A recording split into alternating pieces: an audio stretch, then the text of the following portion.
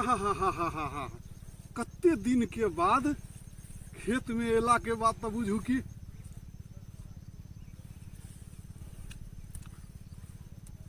देखियो ई केराउ छै केराउ एयो धिया पुता में तो एहि समय में अहाँ के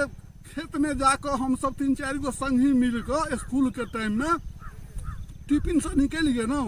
आ जाकर खेसारी के तोड़ के केराउ के तोड़ के बिछ बिछ के खेलौं अयो कते आनंद होइ छलैया ओ जीवन के आई बड्ड नीक लगै छै एना खाय में एकर आनंदे दोसर छै अहूँ सब जरूर खेने हेबै एकर स्वाद बुझैत हेबै आ अखन देख के मोन जरूर ललचाइत हैत कि हमहूँ खैतौं बड़ा स्वादिष्ट लगै छै केराउ छै केराउ अब एक दिन बादाम के खेत में जेबै आ बादामों के